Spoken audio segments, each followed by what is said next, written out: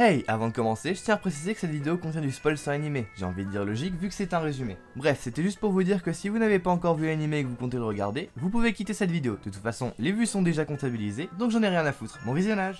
Salut à tous, c'est Flip. Ouais, j'ai pas d'inspi pour une intro à rallonge aujourd'hui. Je tiens juste à préciser, même si c'était dans le titre, qu'il s'agit de l'épisode sur la saison 2. Même si Retake l'a déjà fait, je suis là pour en faire une version ambiante. Comme d'habitude. Personnellement, je suis beaucoup trop hype par la saison 3. Et c'est bien pour ça que je continue les résumés de Demon Slayer. Bon visionnage. Bon, après que nos protagonistes se soient barrés de la réunion des piliers pour suivre l'entraînement, ils vont encore être envoyés en mission. Mais avant ça, la saison 2 commence dans un bar, à la table, Kyojuro Rengoku, pilier de la flamme. Je vais pas répéter les bases, si vous n'avez pas suivi, allez voir la vidéo sur la saison 1. Il est accompagné d'un pourfendeur quelconque. Il tient une discussion avec le gérant et concrètement on parle d'une enquête sur un tueur en série surnommé l'Éventreur, qui serait en lien avec les disparitions du train de l'infini. Le nom de l'arc si jamais. Finalement on découvre qu'il s'agit d'un démon, en même temps j'ai envie de dire ça s'appelle pas Demon Slayer pour rien.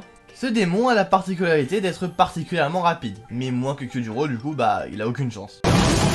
Bon, revenons à notre mission. Tanjiro accompagné de Nezuko Inosuke Zenitsu monte à bord du train de l'infini. Ils vont y rencontrer Kyojuro parce que comme je vous l'ai dit avant, il enquête sur le train de l'infini. Le démon précédent étant trop faible pour être à l'origine d'autant de disparitions. Bon, là ils discutent tous ensemble, ça fait des vannes, c'est sympa, mais on rappelle quand même qu'il y a un putain de démon à bord. Ah bah il faut une sieste maintenant. Non mais qu'est-ce que je suis supposé résumer moi si on me donne des parfaits branleurs? Ah, on me dit dans l'oreille que c'est le démon qui les a endormis. Eh ouais, c'est ça son pouvoir. Vous vous dites sûrement que c'est pour les buter pendant qu'ils dorment, sauf que c'est pas si simple que ça. En gros, c'est des gamins manipulés par le démon qui n'étaient d'ailleurs absolument pas suspects avec leur rêve angoissé dans l'épisode 1. Bref, ces gosses vont devoir s'infiltrer dans leurs rêves avec des petites cordes pour briser leur noyau spirituel. Bon, pour ce qui est de leur rêve, on est sur quelque chose d'assez peu conventionnel, mais bon, je vais rien dire parce qu'il y en a forcément parmi vous qui peuvent faire pire. On a Zenitsu, toujours à fond sur Nezuko, qui s'imagine courir avec elle dans les champs, Inosuke qui prend clairement pas assez au sérieux la situation en s'imaginant chef de leur groupe, mais version cosplay pas ouf, Rengoku qui s'avère en fait être un putain de somnambule, et Tanjiro qui rêve simplement de son passé, puis trouve un moyen assez original de se réveiller. Faut en parler si ça va pas mec, tu sais c'est pas une solution. Nezuko réveille alors tout le monde avec son pouvoir sanguinaire, oui ça s'appelle comme ça le pouvoir des démons, et en gros là c'est des flammes roses. Bon là les persos sortent des wagons pour aller combattre sur le toit, sauf Kyojuro, Nezuko et Zenitsu, qui restent à l'intérieur pour protéger les passagers de ces tentacules sur lesquels je me passerais bien de faire la vanne. Là on a le fan absolu de Michael Jackson qui s'avère être la plus forte des lunes inférieures, qui endort en boucle Tanjiro tandis que celui-ci se suicide en boucle dans son rêve pour se réveiller, ce qui donne une scène assez particulière. A few moments later.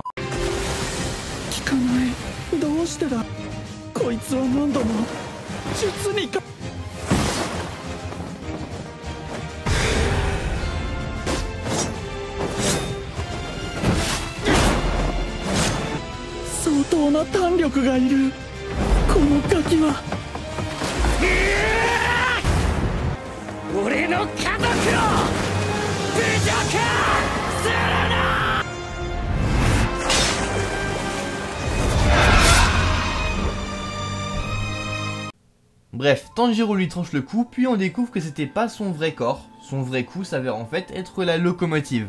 Bam! Grâce à Tanjiro, plus de locomotive, plus de démons.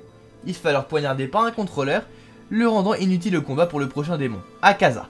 Une lune supérieure, on enchaîne, c'est la foire, une lune démoniaque tuée, une offerte. Ouf, à croire que là c'était un petit peu trop ambitieux. Bon, après ces combats, on en a fini avec l'arc SNCF. Nos héros sont ramenés à la base pour se rétablir, et une fois tout le monde rétabli en sortant, ils rencontrent un autre pilier, Tengen, pilier du son. Et ce fils de chien, devinez quoi, il a 3 femmes. Tu sens la haine quand je dis ça.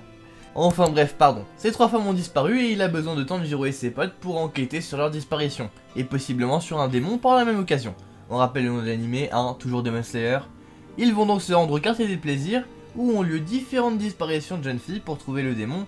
Nos protagonistes vont devoir se déguiser en femmes, et comme les fans de Tengen, s'infiltrer au quartier des plaisirs pour enquêter. Finalement Inosuke va tomber sur la démon qui se vante alors d'être extrêmement belle et charismatique. Puis finalement, elle prend la fuite et kidnappe Zenitsu. Soit il s'est aussi fait kidnapper, soit c'était définitivement une mauvaise idée d'envoyer un harceleur chez des filles de joie. À mon avis, il est mort. Enfin, j'espère. Je vais mener l'enquête de mon côté. Quant à vous, vous faites attention et vous n'allez pas affronter d'ennemis trop forts pour vous, d'accord? Bonjour! Pendant ce temps... Daki, qui j'ai oublié de dire est la démon, l'enferme dans un ruban de tissu. C'est son pouvoir si jamais vous auriez pas compris. Et le fout dans une grotte sombre avec plein d'autres personnes comme imprimées sur les rubans, dont les fans de Tengen. Pendant que Tanjiro se tape contre Daki, t'as Inosuke qui retrouve la grotte où est enfermé Zenitsu en passant par un terrier, puis avec l'aide de Tengen, il déchire tous les rubans, libérant les gens à l'intérieur tout en laissant Tanjiro seul dans sa merde. La ville commence à être légèrement dans un sale état. Là, Tanjiro il va taper sa meilleure animation tard le souffle du budget, mais bon ça, on commence à avoir l'habitude, hein, surtout qu'avec la saison 3 le niveau est encore repoussé plus loin. Et bref, il va presque décapiter la démon. Là, Tengen et les autres se ramènent, le pilier démarre la lune, et voilà, c'est fini. Merci d'avoir regardé.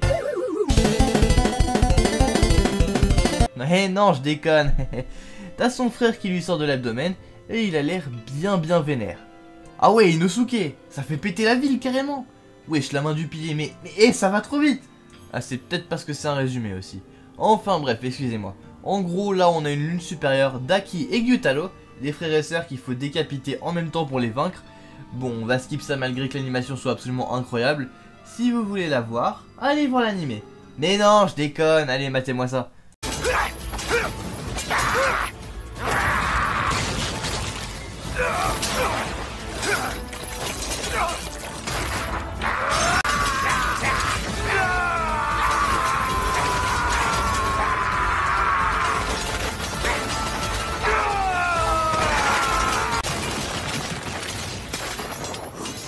Génial! Il arrive à tenir! Ils ont la même force, mais ça va pas suffire! Uzui va être le premier des deux à affaiblir!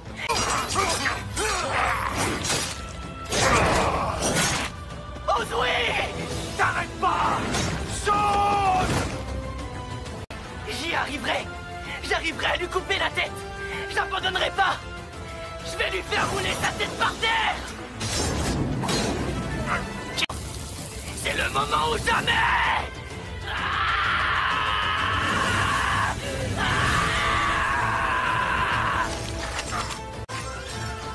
Non, ça fait rien en fait.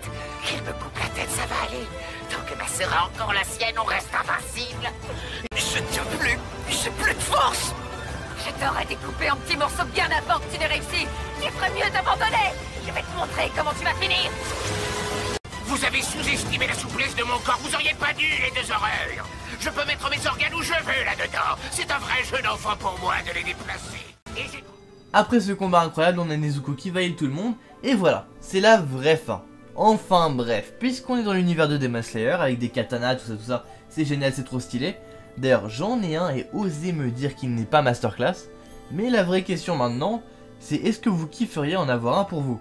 Oui, rien qu'à vous, unique à vous et à votre image. Bon, je préfère prévenir, cette vidéo n'est absolument pas sponsorisée, et j'insiste bien sur les mots absolument pas. Non, j'avais juste entendu des gens en parler, du coup je me suis renseigné un petit peu, et bah franchement, je trouve ça trop stylé. C'est le site Katana japonais, en gros vous pouvez commander en ligne un katana de votre choix, que vous pourrez entièrement personnaliser, ça va du métal et la technique utilisée pour la lame, à une gravure personnalisée en passant par les couleurs, le choix du manche, et un thème de votre choix. Le site s'affiche ici, voilà, je vous laisse aller voir ça, je tenais juste à vous le partager. J'espère que ça servira à des gens, au pire si c'est pas le cas, bah j'aurais fait ça pour rien. Mais c'est pas grave, ça me fait toujours autant kiffer d'avoir vos retours et de vous faire du contenu. En tout cas, j'espère que cette vidéo vous aura plu. C'était Mr. Fuck Guys, pour vous servir. A plus.